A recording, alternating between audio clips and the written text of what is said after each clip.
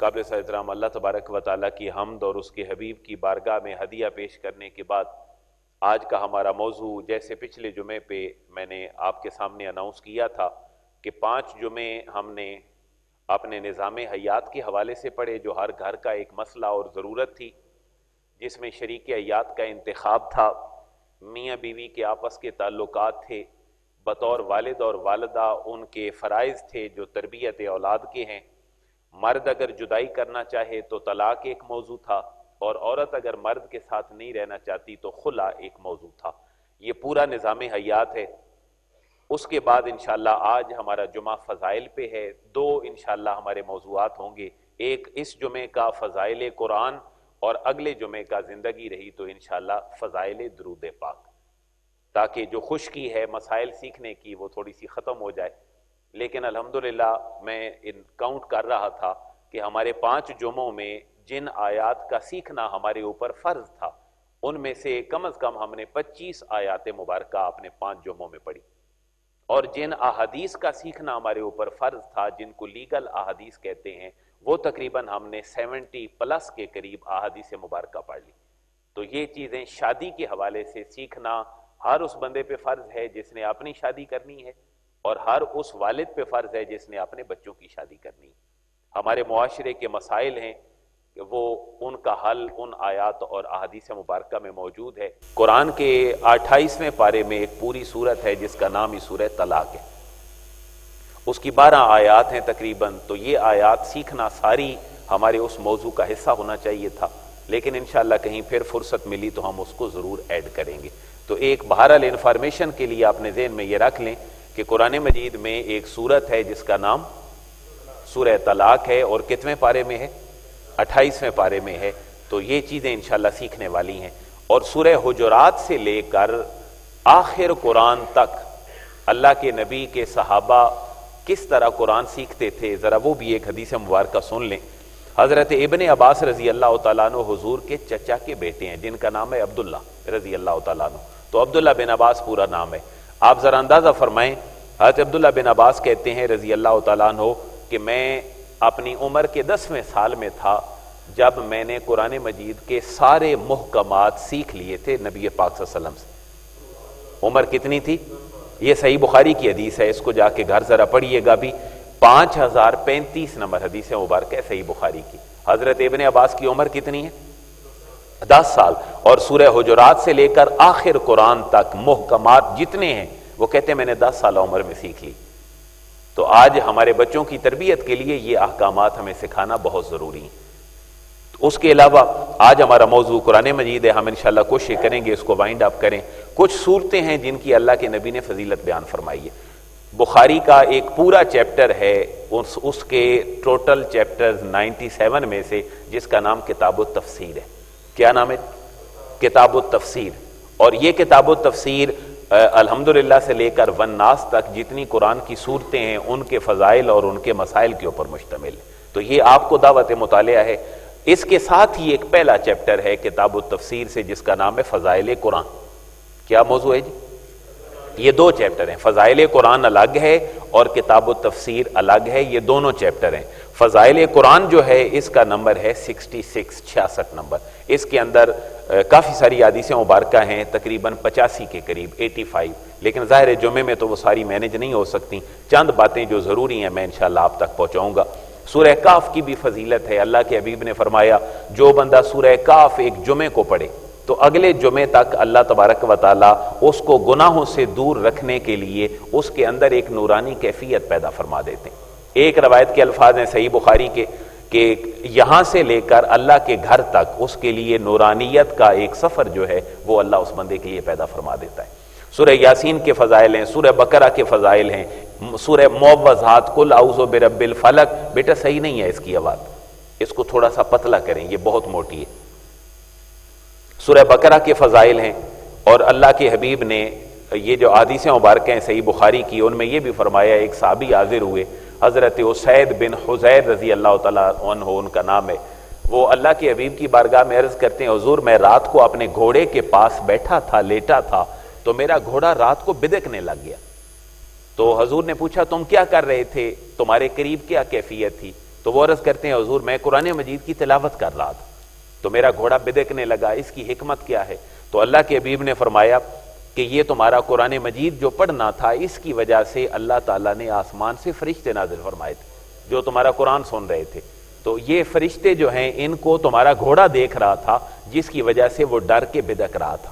کہتے ہیں اگر تم صبح تک یہ پڑھتے رہتے تو پھر تمہیں اس تمہارے گھوڑے کے لیے جگہ نہ ہوتی، اللہ اتنے فرشتے زمین پر نازل فرما دیتے۔ تو اللہ کے کلام کی یہ ساری کی ساری برکات ہیں۔ سرے راہ ایک حدیث مبارکہ اور سن لیں، حضرت داؤد علیہ السلام زبور کو کتنی دیر میں پڑھ لیا کرتے تھے؟ یہ بھی ایک صحیح بخاری کی حدیث ہے، 3417 نمبر حدیث ہے کہ آپ اپنے کسی خادم کو کہتے کہ میرے لیے گھوڑا تیار کرو، اور خود جتنی دیر میں تیاری کرتے کہیں سفر پہ جانے کے لیے تو ساری زبور اتنی دیر میں حضرت داؤد علیہ السلام پڑھ لیا کرتے تھے۔ ایک روایت ہے صحیح بخاری کی، حضرت علی المرتضیٰ رضی اللہ تعالیٰ عنہ سے روایت ہے کہ آپ اپنی جو گھوڑا ہے اس کی زین کے ایک طرف قدم رکھتے تو دوسری طرف قدم رکھنے تک آپ کا قرآن مکمل ہوتا۔ تو اس کے اوپر ہمارے پاس دلائل ہیں کہ اتنی تھوڑی دیر میں کیسے قرآن پڑھا جا سکتا ہے۔ تو قرآن مجید کے اندر کافی دلائل اس موضوع پہ ہیں کہ اللہ تعالیٰ اپنے نیک لوگوں کو معجزہ اور کرامت عطا فرماتا ہے۔ تو آصف بن برکھیا والا واقعہ آپ نے پڑھا تھا، حضرت سلیمان کہتے ہیں بتخت لے کے آؤ، تو جن کہتا ہے کتنی دیر میں لاؤں گا؟ مجلس برخاست ہونے سے پہلے، تو 3 گھنٹے میں لے آؤں گا۔ لیکن قال الذی عندہ علم من الکتاب، جس کے پاس کتاب کا علم تھا وہ کہتا ہے میں لے آتا ہوں، تو کتنی دیر میں لے آؤ گے؟ آپ آنکھ بند کریں اور آپ آنکھ کھولیں گے اس سے پہلے تخت آپ کی بارگاہ میں موجود ہوگا۔ تو یہ اللہ تعالیٰ اپنے نیک لوگوں کو کرامتیں عطا فرماتا ہے۔ تو ان بزرگوں کی بھی کرامات تھی، صحابہ کے نام پہ اللہ نے ان کو برکات عطا فرمائی۔ تو یہ ہماری عقل میں آنے والی بات نہیں ہے، لیکن ان کی بہرحال کیفیات یہ تھی۔ 3-4 مسائل اپنے ذہن میں بٹھا لیں۔ غیر مسلموں کے بڑے اعتراضات ہیں کہ قرآن حضور کی زندگی میں کمپائل نہیں ہوا، اس کو حضور کے وصال کے بعد منکرین نبوت جو تھے اور جھوٹے نبوت کے دعوے دار تھے ان کے خلاف ایک جنگ ہوئی حضرت ابوبکر صدیق رضی اللہ تعالیٰ عنہ کے دور میں، اور اس جنگ کا نام تھا جنگ یمامہ۔ وہ مسلمہ کذاب کے خلاف تھی جو جھوٹی نبوت کا دعوے دار تھا۔ وہاں حضور نے ایک لشکر بھیجا حضرت ابوبکر صدیق رضی اللہ تعالیٰ عنہ نے، اور وہاں پر جنگ ہوئی جس میں سینکڑوں صحابہ کرام شہید ہوئے۔ تو جب صحابہ شہید ہو گئے تو حضرت عمر رضی اللہ تعالیٰ عنہ نے حضور کی بارگاہ حضرت ابوبکر صدیق کی بارگاہ میں عرض کیا کہ حضور اگر یوں حفاظ شہید ہوتے رہے تو پھر خدشہ ہے کہ حفاظ اور قرآن مجید کا یہ تسلسل جاری نہیں رہے گا، تو آپ قرآن کو اکٹھا کر دے کتابی شکل میں۔ حضرت ابوبکر صدیق رضی اللہ تعالیٰ عنہ فرماتے ہیں کہ عمر میں وہ کام نہیں کر سکتا جس کو رسول اللہ نے نہیں کیا، لیکن جب انسسٹ کیا حضرت عمر رضی اللہ تعالیٰ عنہ نے تو حضرت ابوبکر فرماتے ہیں اے عمر اب اللہ نے میرا سینہ کھول دیا ہے، میں اس کام کو کروں گا۔ پھر آپ نے ایک کمیٹی بنائی باقاعدہ تدوین قرآن پہ، حضرت زید رضی اللہ تعالیٰ عنہ اس کمیٹی کے چیئر پرسن بنے۔ پھر ہر آیت پہ صحابہ کہتے یہ آیت نازل ہوئی، اس پہ 2 گواہیاں لے کے آتے اور پھر لکھی ہوئی لاتے سناتے، پھر قرآن باقاعدہ کتابی شکل میں کمپائل ہوا۔ تو یہاں پر غیر مسلم یہ کہتے ہیں کہ مسلمانوں نے اپنا قرآن کتابی شکل میں اپنے نبی کے وصال کے بعد مکمل کیا ہے، تو یہ قرآن اتھینٹک نہیں۔ اس کے اوپر ایک صحیح بخاری کی حدیث مبارکہ دیکھ لیں کہ جب قرآن نازل ہو رہا تھا تو وہ 3 ذریعوں سے محفوظ تھا۔ وہ کہتے ہیں نا قرآن محفوظ نہیں تھا کیونکہ قرآن تو حضرت ابوبکر کے حکم پہ باقاعدہ کمپائل ہوا، تو حضور کے وصال کے بعد ہے یہ بات۔ لیکن ان کو جواب دینے کے لیے یہ بات ذہن میں رکھیں کہ جب قرآن نازل ہو رہا تھا تو 3 طریقوں سے قرآن محفوظ بھی ہو رہا تھا۔ کتنے طریقوں سے؟ 3۔ نمبر 1 پہلا طریقہ یہ تھا کہ ان صحابہ کے سینوں میں محفوظ ہوتا تھا جس کو آپ حفظ کہتے ہیں، اور دوسرا طریقہ تھا کتابت، حضور بھی لکھ لیا کرتے، صحابہ کو بھی آپ فرماتے کہ لکھ لیں، اور جو صحابہ باقاعدہ قرآن لکھتے ان کو کاتبین وحی کہا جاتا تھا، وہ وحی لکھا کرتے تھے۔ اور یہ سعادت کوئی 41-42 کے قریب صحابہ کرام کو حاصل ہوئی، جن میں 4 بڑے بڑے صحابہ تھے، حضرت ابوبکر، حضرت عمر، حضرت عثمان اور حضرت علی المرتضیٰ۔ یہ چاروں صحابہ کاتبین وحی میں سے ہیں۔ حضرت زید کاتبین وحی میں سے ہیں، حضرت ابی بن کعب کاتبین وحی میں سے ہیں۔ اسی طرح بہت سارے صحابہ جو ہیں وہ کاتب وحی ہیں باقاعدہ۔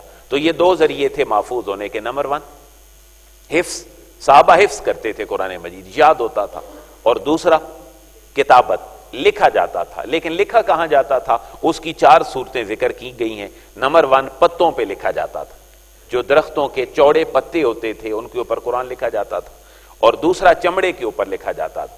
تو چمڑا ایک خاص پروسیجر کے بعد، جس کو عربی میں دباغت کہتے ہیں، وہ پاک ہو جاتا ہے۔ آج کل تو جدید مشینری آ گئی، چیزیں پاک ہو جاتی ہیں، لیکن دو چیزوں کا چمڑا پھر بھی پاک نہیں ہوتا، یہ فقہا نے لکھا ہے، ایک سور کا اور ایک انسان کا۔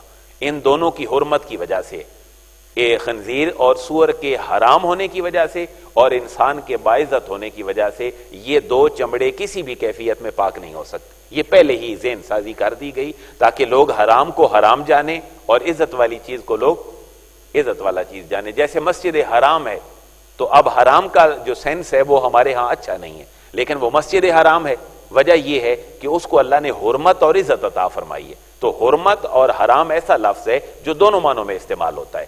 تو جانوروں کا چمڑا ایک خاص پروسیجر سے گزارنے کے بعد وہ پاک ہو جاتا ہے، لیکن دو چیزوں کا چمڑا پاک نہیں ہوتا۔ یہ آج کا سبق ہی آپ سمجھ لیں، کون کون سے؟ ایک انسان اور ایک وہ جانور جس کا نام اللہ نے قرآن میں باقاعدہ ذکر کیا۔ تو پتوں پہ لکھا جاتا تھا، چمڑے پہ لکھا جاتا تھا، اور پتھر کے اوپر لکھا جاتا تھا باقاعدہ سے۔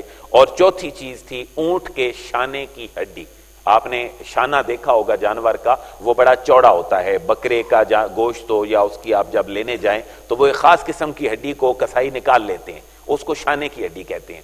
ایک لوگوں کے اندر وہم پایا جاتا ہے کہ اس کے اوپر جادو لکھا جاتا ہے، شاید آپ جانتے ہو اس چیز کو، اور کسائی بھی ان کو توڑ کے رکھ لیتا ہے اپنے پاس۔ تو یہ بہرحال ایک نیگیٹو سینس ہے، اس کے اوپر تو باقاعدہ سے قرآن لکھا جاتا تھا، لیکن وہ لکھنے کے کنسپٹ کی وجہ سے لوگوں کے ذہنوں میں یہ بات بھی آ گئی کہ اس کے اوپر جادو لکھا جاتا ہے۔ تو چار باتوں پہ قرآن چیزوں پہ باقاعدہ لکھا جاتا تھا، اور چاروں تین نقطوں والے لفظ سے شروع ہوتی ہیں۔ نمبر 1 پتے، حفظ الگ پورشن ہے، حفظ کرتے تھے لوگ۔ دوسرا پورشن تھا کتابت، کتابت چار چیزوں پہ تھی۔ نمبر 1 پتے، نمبر 2 پتھر، نمبر 3 چمڑا، اور نمبر 4 اونٹ کے شانے کی ہڈی۔ ان پہ قرآن باقاعدہ محفوظ ہوتا تھا۔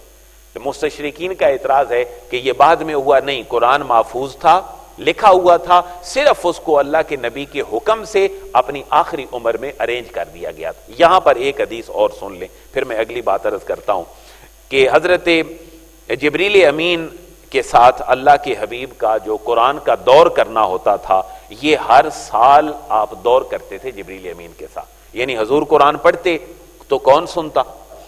جبریل امین۔ جبریل امین پڑھتے تو کون سنتا؟ نبی پاک صلی اللہ علیہ وسلم سنتے۔ یہ بخاری کی حدیث ہے جی، 4998 4998 4998۔ حضرت ابو ہریرہ سے روایت ہے کہ جبریل امین رسول اللہ کے ساتھ ہر سال ایک مرتبہ قرآن مجید کا دور کرتے، لیکن جس سال نبی پاک صلی اللہ علیہ وسلم کا وصال ہوا اس میں انہوں نے جبریل امین نے رسول اللہ کے ساتھ اور رسول اللہ نے جبریل امین کے ساتھ ایک مرتبہ نہیں 2 دفعہ دور فرمائے، یعنی 2 دفعہ قرآن سنایا۔ اور نبی کریم صلی اللہ علیہ وسلم، حضرت ابو ہریرہ کہتے ہیں، ہر سال 10 دن اعتکاف کیا کرتے تھے، لیکن جس سال حضور کا وصال ہوا تو نبی پاک صلی اللہ علیہ وسلم نے 20 دن کا اعتکاف فرمایا۔ اس سے پتہ یہ چلا کہ قرآن اگر جبریل امین حضور کو سناتے اور حضور جبریل امین کو سناتے تو وہ قرآن ترتیب کے ساتھ تھا جو سناتے تھے۔ اس سے ایک اور بات بھی پتہ چلی کہ قرآن باقاعدہ سے کسی کو سنانا یہ بھی نبی پاک صلی اللہ علیہ وسلم کی سنت، اور قرآن مجید باقاعدہ کسی سے سننا یہ بھی نبی پاک صلی اللہ علیہ وسلم کی سنت۔ اس لیے ہمارے بچوں کے لیے پیغام ہے کہ یہ جو ہینڈ فری لگا کے ہمارے بچے باہر نکلتے ہیں، اگر یہ قرآن سننے کی عادت ڈال لیں تو ثواب کا ثواب ہے، اور جو موسیقی کا مقام ہے وہ قرآن ضرور اس کی جگہ لے لے گا، کیونکہ قرآن کی تو ایک اپنی چاشنی ہے۔ حضرت عمر دیکھیں قرآن پڑھ کے ایمان نہیں لائے بلکہ قرآن سن کے ایمان لائے، تو قرآن سننے کی بڑی برکات ہیں۔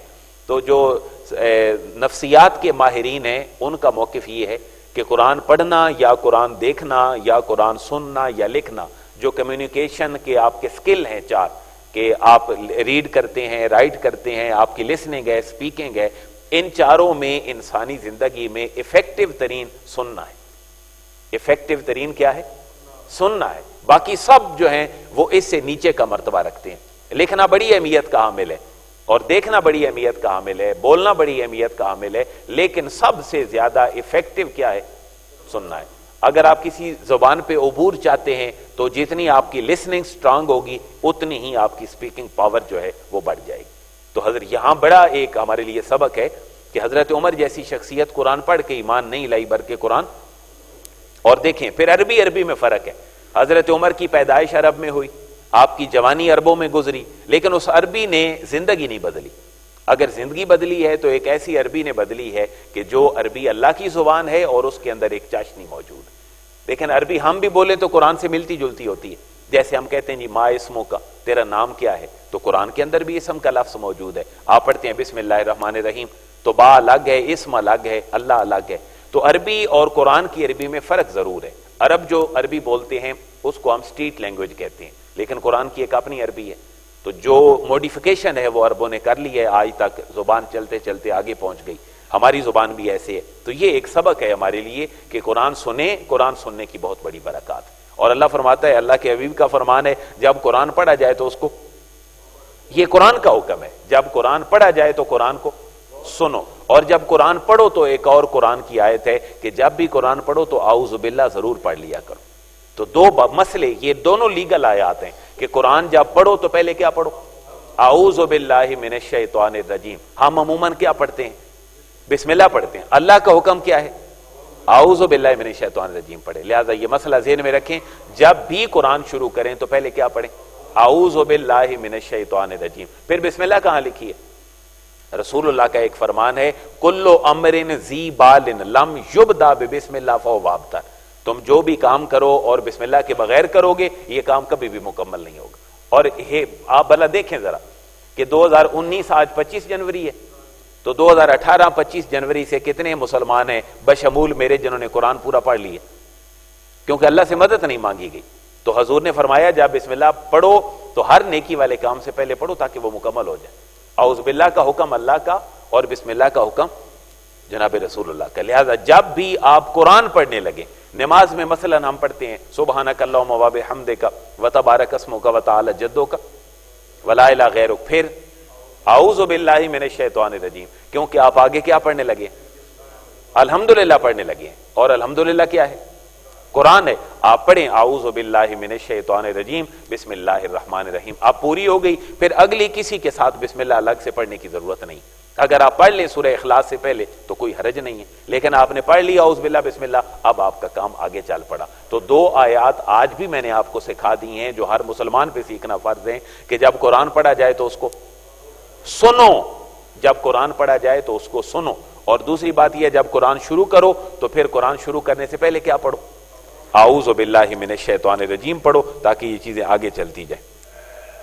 اس کے بعد 4 باتیں یہ ہو گئیں، پتے، پتھر، چمڑا اور اونٹ کے شانے کی ہڈی۔ ایک اور بات بڑی ایمان افروز ہے کہ 3 باتیں تھی قرآن کو محفوظ کرنے کے لیے، اور ایک حفظ اور دوسرا کتابت۔ کتابت کے کتنے پورشن تھے؟ 4۔ ایک اور کام تھا کہ جو بڑا ایمان افروز ہے کہ حضور اور صحابہ کا عمل ایگزیکٹ قرآن کے مطابق ہوتا تھا۔ اگر کسی نے دیکھنا ہوتا کہ یہ کام قرآن ہے یا نہیں ہے تو صحابہ کو دیکھ لیا جاتا، حضور کو دیکھ لیا جاتا، ان کا عمل ہی قرآن کنسیڈر ہوتا تھا۔ یعنی مسلمانوں کی پہچان ہی کیا تھا؟ قرآن تھا۔ یہ بہت بڑا پوائنٹ ہے جس سے شاید غیر مسلم بھی واقف نہیں ہے کہ مسلمانوں کا عمل ہی قرآن و سنت پہ دلیل ہوا کرتا تھا۔ لیکن آج میرے اور آپ کے لیے لمحہ فکریہ ہے کہ ہمارا عمل جو ہے وہ قرآن و سنت کے مخالف ہو چکا ہے۔ تو قرآن محفوظ تھا کہ مسلمانوں کا عمل ٹھیک تھا، جب عمل خراب ہو گیا تو قرآن تو آج بھی محفوظ ہے، کیونکہ اللہ خود کیا فرما رہا ہے؟ انا نحن نزلنا الذکر وانا لہ لحافظون، ہم نے قرآن کو نازل کیا ہے اور ہم ہی اس قرآن کے کیا ہے؟ محافظ ہیں۔ تو یہ بات اپنے ذہن میں رکھیں۔ قرآن کی 2 ترتیبیں ہیں، ایک ترتیب وہ ہے جس پہ قرآن نازل ہوا، اور اس ترتیب پہ پہلی وہی اقرا بسم ربک الذی خلق، اور اس ترتیب پہ آخری پھر ہے الیوم اکملت لکم دینکم، سورہ مائدہ کی 5-6 نمبر آیت ہے۔ لیکن ایک ترتیب وہ ہے جو آج ہے قرآن مجید کی، جیسے الحمدللہ سے قرآن شروع ہو رہا ہے اور والناس تک، یہ ترتیب توقیفی کہلاتی ہے، وہ ترتیب نزولی ہے۔ اور ترتیب توقیفی کیا ہے؟ جو ترتیب رسول اللہ نے جبریل امین کو اپنی زندگی کے آخر سال میں سناتے ہوئے رکھی اللہ کے حکم سے، یہ ترتیب توقیفی ہے۔ یہ کیا ہے؟ ترتیب توقیفی ہے۔ تے واو کاف یہ فے اور چھوٹی یہ ترتیب توقیفی ہے۔ یہ بچوں کو بتانے والی باتیں ہیں، کیونکہ بچے، میں عموماً دیکھتا ہوں اسٹوڈنٹ میرے ساتھ شیئر کرتے ہیں، میٹرک پڑھا ہوا بچہ جب بڑی یونیورسٹی میں جاتا ہے تو اس کے کمبینیشن میں اورینٹیلزم بھی رکھا ہے، استشراق بھی رکھا ہے، وہ مسلمانوں کی باتیں غیر مسلموں کے لٹریچر سے سنتا ہے۔ یہ میرا پرسنلی ایکسپیرینس ہے کہ بچہ آپ کا میٹرک کر گیا، لمز میں چلا، وہ لمز میں بچہ پڑھتا ہے، میں جس کی بات کر رہا ہوں، تو وہ وہاں پر اورینٹیلزم پڑھ رہا ہے کہ غیر مسلم جو ہے وہ قرآن کے بارے میں کیا کہتے ہیں، تو پہلے وہ اس کو سننا چاہیے یا پہلے اپنا موقف؟ پہلے اپنا موقف اس کو سننا چاہیے، ورنہ تو اس کی فکر کمزور ہو جائے گی۔ وہ جب یہ پڑھے گا کہ مسلمانوں کا تو قرآن ہی ٹھیک نہیں، اور پھر غیر مسلم یہ بھی کہتے ہیں کہ حضور جب مکہ سے مدینہ جا رہے تھے تو راستے میں ایک راہب ملا، بہت بچپن میں جب حضرت ابو طالب آپ کو شام لے کے جا رہے تھے، آپ نے پڑھا ہوگا کتابوں میں، راہب کا نام کیا تھا؟ بحیرہ راہب تھا، جس کو بحیرہ بھی پڑھتے ہیں۔ تو اس نے پوچھا ابو طالب سے کہ یہ کون ہے، تو بتایا گیا کہ یہ میرے بھتیجے ہیں، بڑی برکتوں والے ہیں۔ تو انہوں نے، اس راہب نے کہا کہ ان کو واپس لے جاؤ، کیونکہ آپ ان کو شام لے کے جا رہے ہیں اور یہودیوں کو اگر پتہ چل گیا تو وہ اس نبی کے درپے ہو جائیں گے، میں دیکھ رہا ہوں کہ بادل اس بچے کے اوپر سایہ کر رہا ہے۔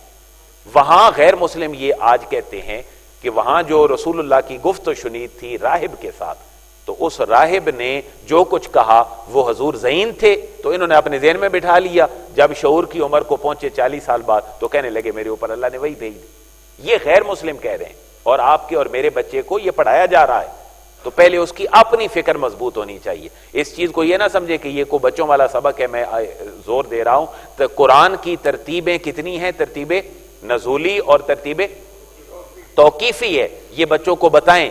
اور یہ جو ترتیب نزولی ہے، پہلا اعتراض، قرآن تو تمہارا ٹھیک ہی نہیں، تم خود کہتے ہو کہ پہلی وحی کون سی تھی؟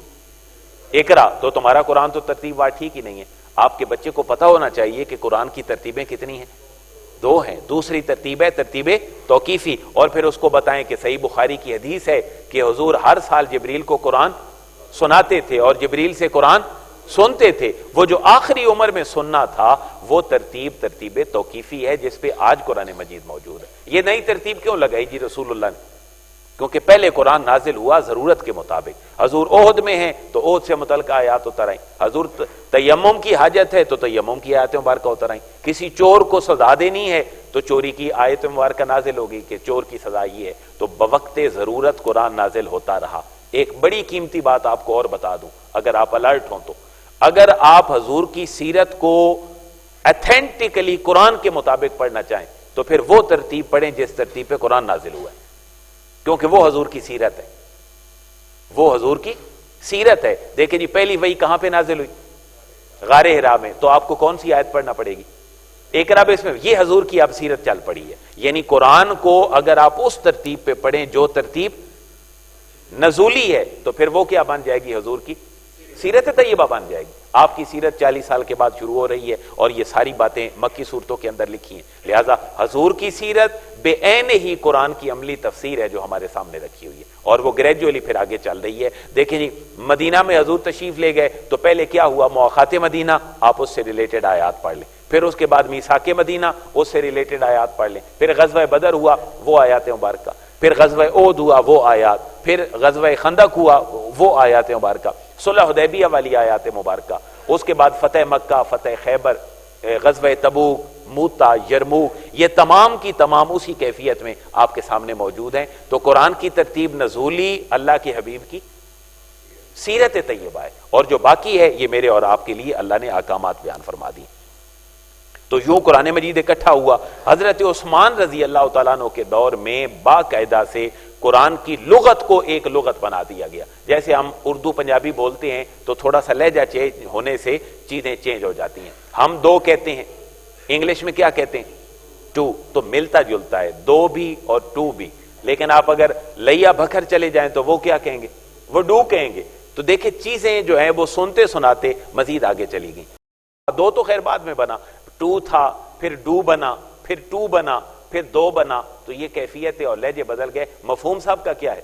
ایک ہی ہے۔ قرآن جب یہاں پہنچا، یہ جو ہماری روس کی موجودہ ٹوٹی ہوئی ریاستیں ہیں، ازبکستان ہے، تاجکستان ہے، یہ جو الف سین تے الف نون کے ساتھ ہیں، جب یہاں حضرت عثمان کے دور میں باقاعدہ سے آئے صحابہ کرام جہاد کے لیے، تو انہوں نے بتایا کہ یہاں تو جو قرآن ہے وہ لوگ اپنے اپنے لہجوں میں پڑھتے ہیں۔ حضرت عثمان نے قرآن منگوائے اور حضرت عثمان غنی نے ایک الگ سے نسخہ لکھوایا اور اس لغت پہ لکھوایا جو لغت قریش پہ قرآن نازل ہوا تھا۔ پھر اس کے بعد حجاج بن یوسف کے دور میں جو ہے وہ اعراب بھی لگا اور مختلف چیزیں ہیں، تفصیل آپ اس پمفلٹ میں دیکھ لیجئے گا جمعے کے بعد۔ اور پھر قرآن مجید کے مختلف پورشن ہیں. قرآن دیکھنا بھی عبادت ہے, قرآن سننا بھی عبادت ہے, قرآن چھونا بھی عبادت ہے, قرآن پڑھنا بھی عبادت ہے, عمل کرنا بھی عبادت ہے, دوسروں تک پہنچانا بھی عبادت. اب یہ ساری باتیں بڑی ترتیب سے آپ نے ذہن میں رکھ لیں. قرآن کو چھونا بھی, ایک بندہ قرآن نہیں پڑھا ہوا جی, آپ اس کو قرآن پکڑا دیں, یہ بھی کیا ہے؟ اگر یہ عبادت نہ ہوتا تو پھر اللہ یہ فرماتا کہ جب قرآن کو چھونے لگو تو پہلے کیا ہوا کرو؟ پہلے وضو کر لیا کرو, پہلے پاک ہو جایا کرو, اس کے بعد قرآن کو چھوا کرو. اور پھر قرآن کو پروناؤنس کرنا یہ بھی ثواب ہے.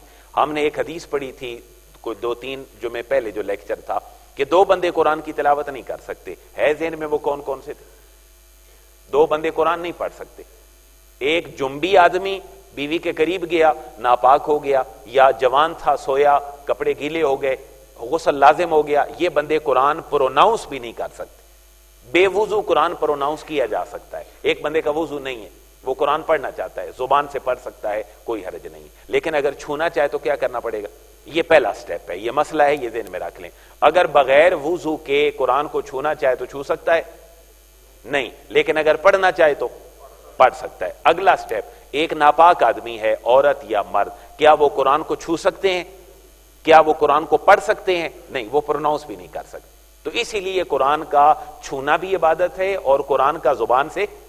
اچھا, وہاں یہ شرط نہیں ہے کہ جو عالم ہے جس کو ترجمہ نہیں آتا وہ پڑھے تو کوئی بات نہیں. جو زبان سے نکال رہا ہے یہ اللہ کا کلام ہے, اور یہ ناپاکی کی حالت میں کوئی آدمی نہیں نکال سکتا. اب 2 مرتبے ہو گئے, ایک عالم کا اور ایک غیر عالم کا. غیر عالم بھی قرآن پڑھے گا, اللہ اس کے سافٹ ویئر کو اپڈیٹ کر دے گا, اس کی زبان پاک ہو جائے گی, اس کے دل و دماغ پاک ہو جائیں گے, اللہ اس کو برکات عطا فرما دے گا. اس لیے ایک یہ کوشش کریں, اگر آپ کے والدین جو بزرگ ہیں قرآن نہیں پڑھے ہوئے, ہوتا ہے آج تو خیر لوگ پڑھے لکھے آگئے جنریشن, لیکن اگر آپ میں سے کسی کے والدین بزرگ ہیں, 60 سال عمر ہے, 70 سال عمر ہے, 80 سال عمر ہے, وہ قرآن نہیں پڑھے ہوئے, تو آپ کو دیکھیں نا, انہوں نے پال کے بڑا کیا ہے. آپ کم از کم ان کو قرآن کیسے پڑھا سکتے ہیں؟ کیا طریقہ ہونا چاہیے؟ ان کا طریقہ کار یہ ہے, آپ قرآن آگے پڑھیں اور ان کو, اپنے بوڑھے والدین کو قرآن ایک ایک لفظ کے ساتھ پروناؤنس کرواتے جائیں. یہ آپ کی بہت بڑی خدمت ہے اپنے والدین کی جو تربیت کی ہے. ہم ان کا ریوارڈ تو ان کو نہیں دے سکتے, لیکن آپ کم از کم اتنا اعلیٰ طریقے سے مینج کر سکتے. مثلا جی کیسے؟ ان کو باوضو بٹھا دیں اور ان کو کہیں قرآن مجید پکڑ لیں, انگلی لگاتے جائیں. آپ کیسے پڑھائیں؟ الحمدو, وہ بھی پڑھیں الحمدو. آپ پڑھیں جی للہ, وہ بھی پڑھیں جی للہ. آپ پڑھیں رب العالمین, وہ بھی کیا پڑھیں؟ ہے نا جی, والدین اس طرح لوگوں کے بزرگ ہیں نہیں پڑھے ہوئے, ان کو قرآن پڑھائیں. یہ آپ کی ذمہ داری ہے. اگر وہ نہیں پڑھ سکے تو آپ کی ذمہ داری ہے کہ ان کو پڑھائیں. اس لیے قرآن پڑھنا, دیکھنا, سننا, اس کی عبادت, اس کے پروننسیشن, اس کے الفاظ, ہر چیز عبادت ہے. 2-3 حدیثیں ذرا سن لیں. اللہ کے حبیب کا سوتے ہوئے معمول کیا ہوتا تھا, یہ خصوصاً نوجوان بچوں کو, اپنوں کو بتائیں وظیفہ. آج ہمارے گھروں میں ٹی وی لگا ہوتا ہے, لوگ سو جاتے ہیں, ہے ایسے یا نہیں؟ بچوں کی ہینڈ فری ان کے کان میں ہے, بچے سو گئے. نہیں, ایسا نہیں, ان کو عمل کی طرف لائیں. ذرا اللہ کے نبی کا معمول دیکھیں کہ حضور کیا کرتے تھے جب سوتے تھے. صحیح بخاری کی حدیث ہے, کتاب فضائل قرآن ہے, 5017 نمبر حدیث ہے. اما عائشہ کہتی ہیں رسول اللہ جب بھی بستر پہ تشریف لے جاتے تو اپنی دونوں ہاتھوں کو یوں ملاتے اور پڑھتے کیا؟ قل هو اللہ احد اللہ صمد لم یلد ولم یولد ولم یکن لہ کوفوان. یہ ہم عموماً غلط پڑھتے ہیں, کفوان احد نہیں, کوفوان. کاف کے اوپر بھی پیش, فے کے اوپر بھی پیش ہے. موسٹلی میں نے لوگوں کو دیکھا ہے یہ آیت ہم غلط پڑھتے ہیں. لم یکن لہ کوفوان, کفوان نہیں بلکہ لم یکن لہ کوفوان احد. ایک سورہ مبارکہ یہ, اور دوسری قل اعوذ برب الفلق پوری سورت, اور تیسری قل اعوذ برب الناس. اما عائشہ کہتی ہیں حضور یہ تینوں صورتیں پڑھتے اور پھر اپنے ہاتھ کے اوپر یوں پھونک مارتے ایسے کر کے. اس کے بعد پھر جہاں تک ممکن ہوتا اپنے سر پہ, یہ حدیث کے الفاظ ہیں, حضور اپنے سر پہ پھیرتے, اپنے چہرے پہ پھیرتے اور پورے بدن پہ پھیرتے, اور حضور یہ عمل 3 دفعہ دہراتے. اس کا فائدہ کیا ہے کہ پھر رات کو آپ کا بچہ خواب میں ڈرے گا نہیں, آپ کے گھر میں خیر و برکت آ جائے گی. یہ اللہ کے نبی کا معمول ہے. ذرا ویسے ہی ہم ایک اگر سروے کریں, کتنے سارے دوست ہیں جن کا یہ زندگی میں معمول ہے کہ رات کو سوتے ہوئے تینوں صورتیں پڑھتے ہیں؟ بہت تھوڑی ایوریج ہے. اللہ سب کو توفیق دے. جمعے کا مقصد یہ ہے نا کہ لوگوں تک بات پہنچ جائے. یہ لکھنے کا, آپ کو دینے کا مقصد بھی یہ ہے کہ یہ باتیں نہیں ہیں, یہ چیزیں ہیں جو روزانہ ہماری زندگی کی ہیں. تو آج کم از کم اپنے بچوں کو جا کے یہ بتائیں کہ بیٹا پڑھتے ہوئے رات کو سوتے ہوئے کتنی صورتیں پڑھنی ہیں؟ تین صورتیں. اچھا پھر دیکھیں میں عموماً یہ باتیں ذہن منہ میں نکل جاتی ہیں, کل کہاں سے آئے؟ آپ کے کل جو مرنے کے بعد ہوتے ہیں یہ کہاں سے آئے؟ بنیادی طور پر لوگوں کو سکھانے کا عمل ہوتے تھے. ہم نہیں کبھی بھی یہ دعویٰ کرتے کہ یہ اللہ کے نبی نے کل کیے ہیں, یہ دین سیکھنے کا ذریعہ ہوتے تھے, اسی لیے تو ان کو کہا ہی کیا گیا, کل کہہ دیا گیا. بھئی یاد ہیں, اسی بہانے لوگوں کو یاد ہو جائیں گے. تو یہ مولوی صاحب کو بلا کے ختم پڑھانا, یہ باتیں یہ آپ کے ناکارہ ہونے کی وجہ سے ہو گئیں. دیکھیں جی, گھر میں ختم آپ لوگ نہیں پڑھتے, آپ کو پڑھنا چاہیے, خود ہی قرآن پڑھنا چاہیے. میں نے 2 جمعے پہلے بھی عرض کیا تھا, یہ ختم کہاں سے نکالا ہے جی, کھانا آگے رکھو جی ختم شروع کر دو. میں نے دلیل دی تھی, ہے ذہن میں, قرآن آپ کا کھانا سامنے پڑا ہے, آپ ختم شروع کر دیتے ہیں تبارک الذی قل اعوذ برب الفلق. یہ کہاں سے نکلا ہے بتائیں؟ میں نے دلیل آپ کو دی تھی کہ یہ کہاں سے نکلی ہے. ایک جرمانے والا باکس باہر رکھتے ہیں کہ نہ ہے جی؟ نہیں جی, حضور نے فرمایا کہ جب کھانا کھانے لگو تو اس سے پہلے بسم اللہ پڑھ لیا کرو. یہ حدیث نہیں بتائی تھی آپ؟ حضور نے فرمایا کھانا کھانے سے پہلے کیا پڑھو, اور اگر پہلے نہ پڑھ سکو تو کب پڑھو؟ جب یاد آئے تو پڑھ دو, ورنہ شیطان تمہارے ساتھ کھانا شروع کر دیتا ہے, اور جب تم بسم اللہ پڑھتے ہو وہ کہہ کر دیتا ہے. اگر ہم تعصب کی پٹی آنکھوں سے اتار لیں, بریلوی دیوبندی اہل حدیث سارے, تو اللہ کے حبیب خود فرما رہے ہیں کہ تم کھانا کھانے سے پہلے کیا پڑھو. تو بھائی سور اگر کو تبارک الذی ساتھ ایڈ کر لے, یا کو قل اعوذ برب الفلق پڑھ لے, قل اعوذ برب الناس پڑھ لے, یا وہ دعا کر لے, تو اس میں کہاں سے قوت آ جاتی ہے؟ مطلب یہ ہے کہ چھوٹی چھوٹی باتیں لڑنے کے لیے نہیں ہے, یہ اللہ رسول کا دین پھیلانے کے لیے. اس لیے بسم اللہ پڑھنے کا اگر حکم ہے تو پورا قرآن پڑھ لیں, آدھا قرآن پڑھ لیں, کوئی حرج نہیں ہے. آپ نے دعا کس کے حضور ہاتھ اٹھا کے کرنی؟ اللہ کے حضور دعا اٹھا کے کرنی ہے. آپ دربار پہ بھی جائیں تو دعا کس سے کرنی ہے؟ اللہ سے کرنی ہے. اس لیے ہمیں تھوڑی سی اصلاح کی ضرورت ہے. حضرت ابو سعید خدری رضی اللہ تعالیٰ عنہ سے روایت ہے کہ ایک صحابی رات کو پڑھتے تھے قل هو اللہ احد اللہ الصمد لم یلد ولم یولد ولم یکن لہ کفوا احد. ایک اور صحابی حضور کی خدمت میں چلے گئے, انہوں نے عرض کیا حضور یہ ہر رات کو ہی سورہ اخلاص بندہ پڑھتا ہے, اس کی کیا حکمت ہے؟ آپ نے فرمایا اس کو مسئلہ پتہ ہے. مسئلہ کیا ہے؟ والذی نفسی بیدہ انہا لتعدل ثلث القرآن, اس ذات کی قسم ہے, حضور فرماتے ہیں جس کے قبضے میں محمد کی جان ہے, یہ سورت قرآن مجید کے 1/3 کے برابر ہے, اور جو 3 دفعہ پڑھتا ہے اللہ اس کو پورے قرآن کا ثواب دے دیتا. اس کو ہم نے نیگیٹو لے لیا. آج کل مدرسوں میں عموماً ختموں میں جب قرآن پڑھا جاتا ہے تو جی کہاں سے آئے 70 قرآن مجید 200 قرآن مجید, یہ کیفیتوں میں ہم نے اس کو نیگیٹو تھوڑا سینس میں لے لیا. قرآن نہیں پڑھا, 3 دفعہ سورہ اخلاص پڑھ دیں تو پورے قرآن کا ثواب ہے, ملے کر دیا. نہیں, آپ خود پڑھیں, باہیں تھوڑی سی سورہ فاتحہ کیوں نہ پڑھ لیں. میں آپ کو دیانتداری سے کہہ رہا ہوں, یہ رواج ختم کریں کہ مدرسے سے بندے بلا لیے پڑھا لیا. بھئی آپ کس مرض کی دوائیں, آپ گھر میں کس مرض کی دوائیں؟ آپ کے ابو دنیا سے چلے گئے, آپ کی امی دنیا سے چلی گئیں, گھر میں برکت کے لیے آپ ہے, آپ رہتے اور بریانی میں لگے رہتے ہیں, پڑھنے کے لیے کہاں سے لوگ آ جاتے ہیں؟ مدرسے سے. آپ سچی بات ہے اللہ کی دی ہوئی نعمتوں کے ساتھ صحیح سلوک نہیں کر رہے. پڑھنا کس کا کام ہے؟ آپ لوگوں کا کام ہے. گھر میں پڑھیں, دعا خود کریں اپنے مرے ہوئے لوگوں کے لیے. آپ جس طرف سے دعا کریں گے, دیانتداری سے بتائیں, کیا ایک اور باہر سے آیا ہوا عالم یا مولوی اتنی تڑپ سے دعا کر سکتا ہے؟ تو آپ خود کریں میرے بھائیو. اسلام کہہ رہا ہے اپنے باپ کی قبر کھودو, اپنے باپ کو خود غسل دو, اپنے باپ کو کفن دو, اس کو قبر میں لٹاؤ, قبر پہ کھڑے ہو کے پھر تم دعا کرو. جس دکھ سے تم دعا کرو گے تمہارے آنسو رواں دواں ہوں گے. اس کیفیت میں اللہ تمہارے دل کی تڑپ کو قبول کر لے.